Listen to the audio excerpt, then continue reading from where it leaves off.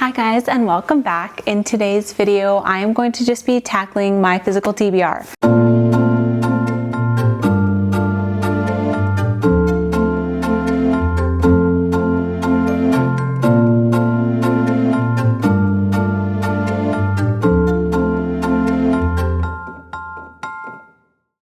So I have 40 books on my physical TBR, and I am on a book buying ban until I can get it to hopefully under 10.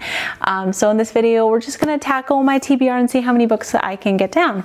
So the first book I'm starting in this video is Expiration Dates by Rebecca Serle. I actually started this book already, and I'm about 100 pages into this book. It is about this girl named Daphne who receives envelopes with her future boyfriend's name on them with a expiration date. So for example, she'll get a name and then it'll say how long that relationship will last. And she's been getting these notes for a long time until one day she gets a note with just a name on it. So this is kind of like a romance mixed with magical realism. And honestly, so far I'm really enjoying this book. I did read One Italian Summer by Rebecca Serle, and I did not like that book at all. So I am glad that this one is a lot better so far, and we will see kind of where it goes. So far so good. The chapters are super duper short, and I like going from the past timelines and seeing kind of some of her ex-boyfriends that she has, and then to the current timeline to the guy that she's supposedly going to be with forever. So I think that it's a good balance between the two, and I will keep you guys updated.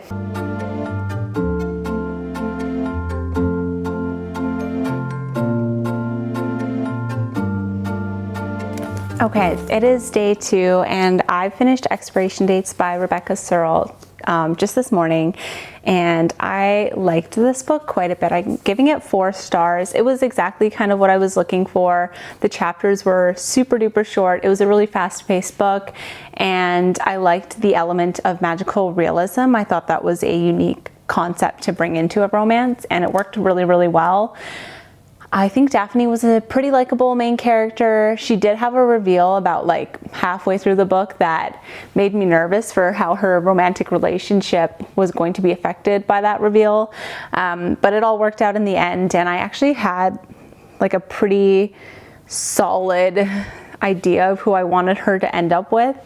And I'm happy with the way this book ended because I feel like I was really anticipating one thing, and so I'm glad it just ended up that way.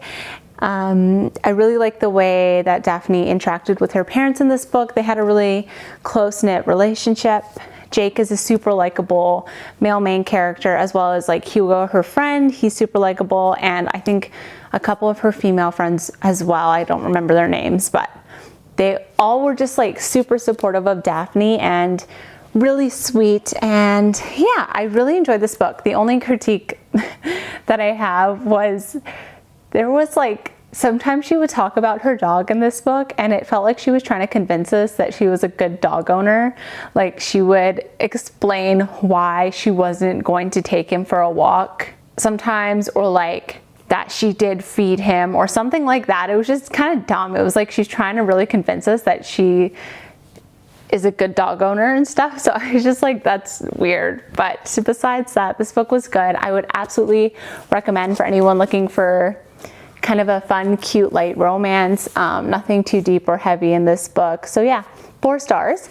And then the next book I'm tackling on my physical TBR is The Spell Shop by Sarah Beth Durst. This is a cozy fantasy, and I believe there's one other book out in this series and another one coming out, but I don't know if it's they're interconnected or if it's a legit series. So we will see.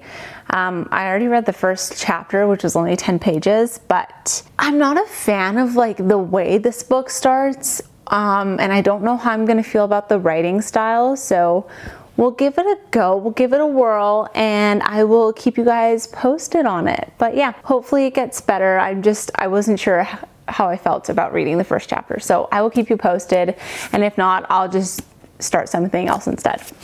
Okay, I just wanted to give a little update. It's actually day 4 of this video, but Yesterday I didn't get to film anything because I didn't really read that much, but now I'm about halfway through The Spell Shop by Sarah Beth Durst, and I know I said the first chapter didn't really grab my attention, but now that I'm halfway through, I actually am really enjoying this book, and it is super duper cozy. Like, I would absolutely recommend it to anyone who kind of wants to read a fantasy but doesn't want their brain to be absolutely destroyed. So yeah, this is super cute. Our main character, she does tend to overthink and overanalyze a lot of things as an introvert, and sometimes her thought processing is very annoying, but it does suit her as a character, and her personality does make sense. So like when she spirals in thought and stuff, like I do get it because she is such an introvert. She doesn't talk to many people, so that's her outlet and stuff for kind of thinking things through, even as irrational as it might be. So yeah, it's really good, and I do actually like the whole talking spider plant thing. I think that's a really fun twist to throw into a fantasy, and so far so good. So I will let you guys know what I think about this book by the end of it. So hopefully I can finish this within 2 more days. We'll see. Okay, it is day 6, and I didn't actually get a chance to update yesterday just because I was at work all day, and I actually just got back from work tonight. But I did finish The Spell Shop by Sarah Beth Durst, and I'm giving this book 3.5 stars. I kind of enjoyed it while I was reading it, but it's not a book I'm ever gonna think about after. I'm not sure if I'll read the interconnected standalones. It was definitely cozy. Our main character is pretty likable for the most part. She definitely got better as the book went on. However, she did kind of contradict herself.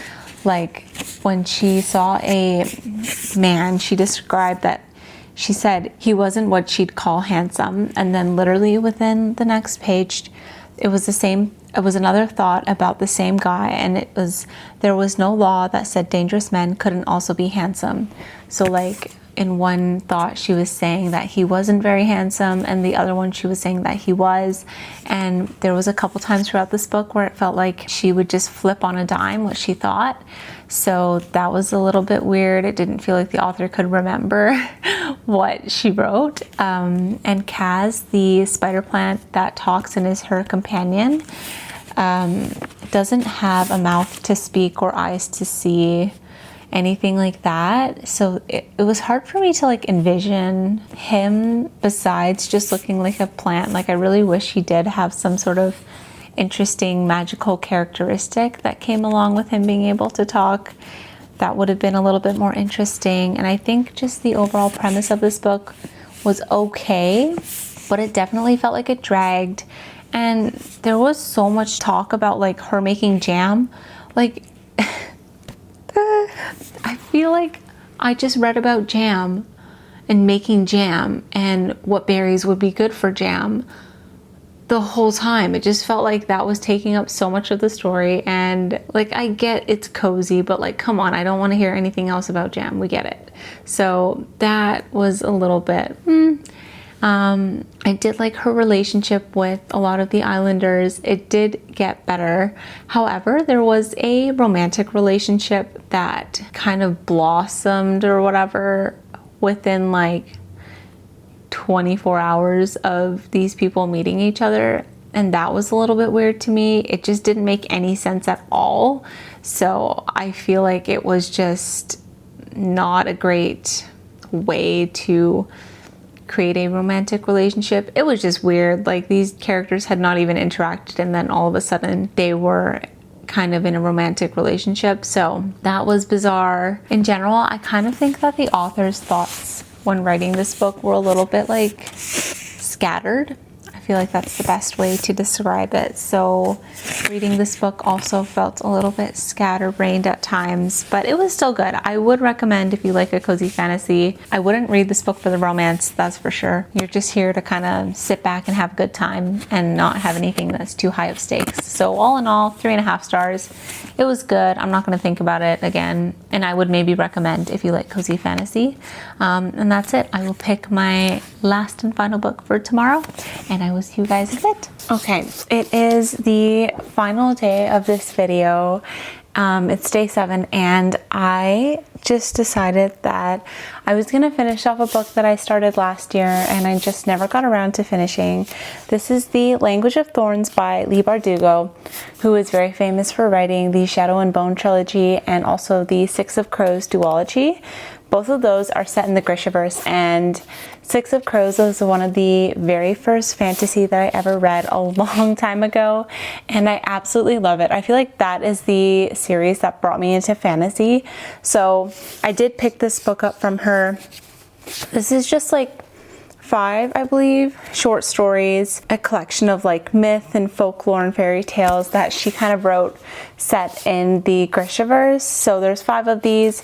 I've already read the first 3, but there's 2 left. The Soldier Prince, and then the second one is called When Water Sang Fire. So I think it's like about 150 pages that I have to read, and I'm hoping that I can finish this book today, and then I'll have read 3 books off my physical TBR.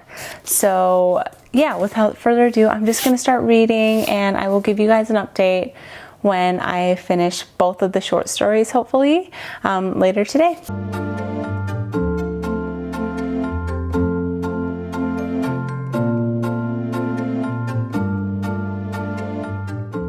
Okay, it has been a few hours, but I did finish the last 2 short stories in The Language of Thorns by Leigh Bardugo, and I'm giving this little short story compilation 4 stars. I honestly really loved it. It was just so fun to kind of revisit the Grishaverse in a different way, and I think all the short stories in here were super well done. The Soldier Prince, I think, was my least favorite short story that I read out of all 6, and the When Water Sang Fire, which is the last short story, was actually one of my favorites. I thought I knew what the plot twist was going to be, and I did not, and it really caught me off guard. So for that reason, I really enjoyed it, and I just think that these short stories are definitely a little bit on the dark side. All of the characters are super cunning and kind of intense, and it feels like these are kind of like the fairy tales and myths that the parents of like the Grishaverse would tell their kids and read to their kids to kind of like spook them out and creep them out and stuff. So I really enjoyed reading this. I think if you're a fan of Leigh Bardugo and you've read any of her novel set in the Grishaverse, you would absolutely love this. I wouldn't recommend reading this if you haven't read any of her series set in the Grishaverse, just because it won't make any sense. But yeah, this is super good and I would highly recommend. So to wrap up this video, I was able to read 3 books off my physical TBR. The first book that I read in this video was Expiration Dates by Rebecca Searle. This is a romance with magical realism, and I gave this book 4 stars. And then I was able to read The Spell Shop by Sarah Beth Durst, and I gave this book 3.5 stars. This is a cozy fantasy, and I would maybe recommend if you think that you'll like cozy fantasy. And then obviously I just finished The Language of Thorns, which was 4 stars. So I hope you guys enjoyed this video, and I will see you in the next one soon.